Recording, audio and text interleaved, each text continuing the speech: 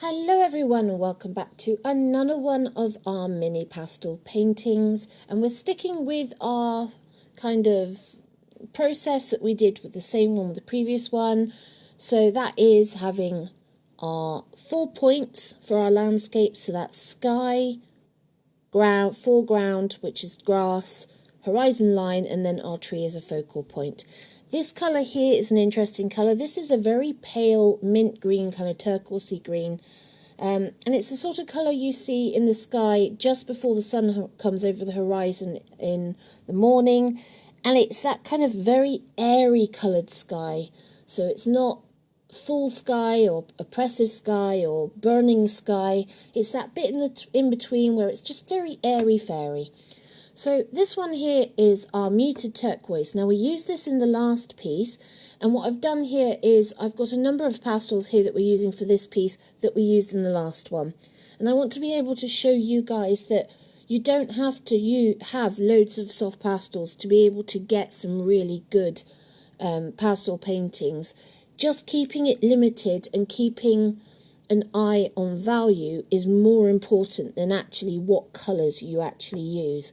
So we're using this one for our mountains, and in the previous one we actually used it for our tree line. So I've swapped where I've used it, but that's because I needed the value of this against the sky to break up that block of colour. And it is such a gorgeous colour. So now we are going to go with our tree line. This is a kind of green gold colour. So it's a warm colour against our two current colours, so our sky and our mountain range, which are cooler colours, but you want that, they're in the distance, so we want that cooler colour in the distance. And we're just warming up slightly because we're going to bring everything forward. Note that I've used at least 3/4 of the piece already for the sky, and 1/4 will be the foreground grasses. In the previous one, it was 2/3 sky and 1/3 foreground, so it was a little bit more evened out. This I'm making very much lower down on the page. This is the kind of muted beige colour that we used for the sky. Do we use it for the sky? The clouds, sky and clouds in the other one. And actually, did we? No, we used it for the mountain, didn't we? Use this one for the mountains, but against this, the pale, really pale sky on this one rather than the yellow sky in the previous one. These I don't want them to stand out, I just want them to kind of blend in slightly. So I've not done them very heavy. This is our super bright yellow green. We didn't use this colour in the previous piece, but this is just going to add a nice highlight underneath the horizon line. Now when you've got a really nice dark value for your horizon, you want to then have it next to a contrast, and the contrast for value is obviously dark and light. So you then want to up that lightness going against that, and it also creates this really vibrant line underneath the horizon line, just to keep your eye line at the right level on this painting. That's what you want to focus on, is you want to remember that your horizon line is your breakup between your sky and your foreground, and it's also the line where you want the person looking at the painting for them to follow along that line. Remember, these paintings are not about vertical, they're about going horizontal from side to side. So now I'm just kind of looking for the right colour, because this was a bit kind of like, what colour should I do this? And I'm thinking this might be a little too dark, so we'll see how it goes. We might lighten it up. But it's a really nice kind of warm moss green. So we've got that warm tone in the foreground. Now, yeah, it is a little dark, so I think I'll probably add something else on top. Maybe some more of this, the brighter green. I'll bring that down into it just to kind of give us that grass effect that I was talking about in the previous one. There we go, yeah. Look at that. That helps almost instantly. And again, I'm doing the same technique I did in the other one, where I'm holding the pastel where I touch the paper just under the tree line on the horizon line, and then pulling it down. And that helps give the vertical marks, which help make it look like grass. But yeah, notice how that's That's lightened it up. It's not made it as light as where it's just that colour of pastel, but just working over the top of it, it just gives you texture. It gives you texture in the colour and texture on the because of the paper as well, and they just really kind of give that feel that it's grass. And I've done nothing to make it look like grass at all, but it's just about how you're placing the marks and the direction of the marks, which kind of indicate what it is. And the human brain's very good at just going, oh, if that looks like that, then it must be that. I mean, 9 times out of 10 we're wrong, but for the sake of art, that's the whole point of things like Impressionism, is doing the minimal to make it look like something and allowing the human brain to fill in the gaps, because our brain's quite clever.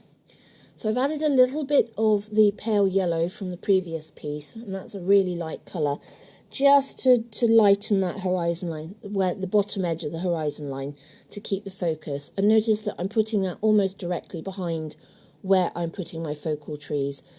And that's just to help bring, when you're coming along that horizon line, it's just to help focus you to where those trees are. And also it can get a little bit much with the tonal value, with where the trees are for the stuff behind it, because you're supposed to be able to see some of it behind it, but not all of it.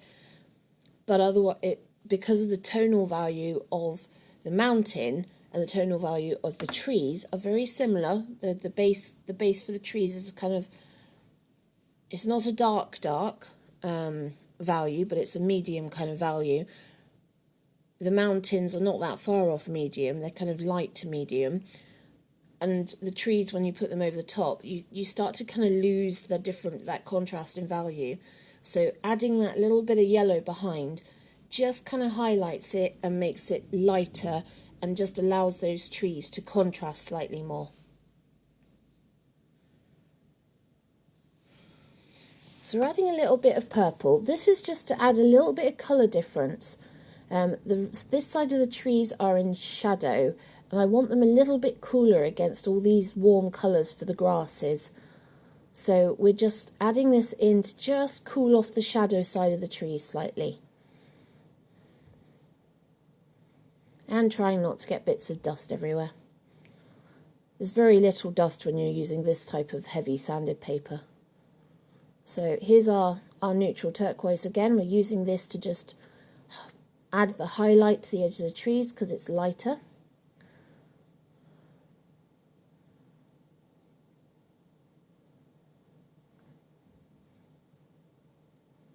I'm getting it everywhere where I don't want it to be.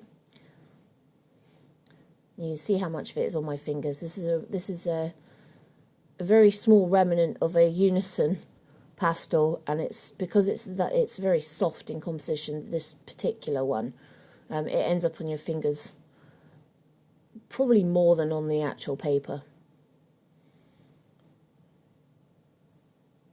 So just thinking and keeping to the top edge and to the right side, just to show that's where the light's kind of hitting it, and that it's darker on the kind of bottom coming up on the left hand side of each of the trees.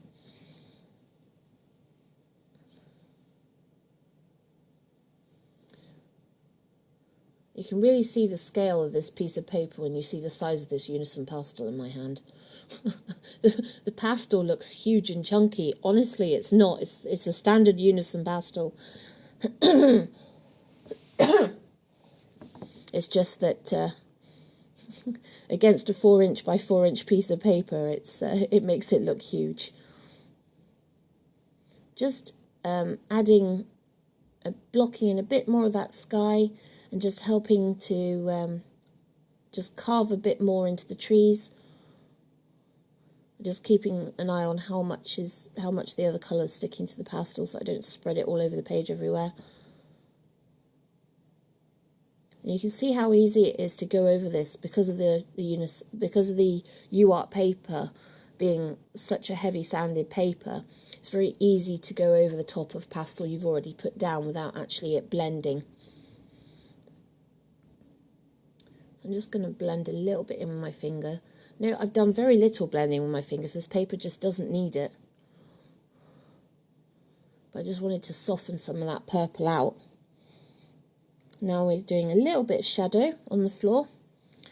Bear in mind that the lighter side of the trees are the right hand side, which means the shadows will be on the bottom left hand side, going at just an ever so slight angle to show that kind of shape of the shadow of the tree. As the shadow goes at the bottom and then comes up the left hand side, so that indicates that the light's coming at more of a diagonal angle to those trees.